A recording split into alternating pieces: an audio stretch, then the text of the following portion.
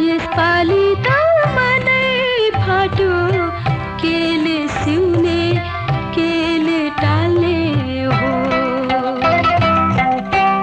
पोहोर साल खुसी फाटा जतन गरी मनले टाले, त्यही साल माया फाट्यो, त्यसलाई पनि मनले टाले।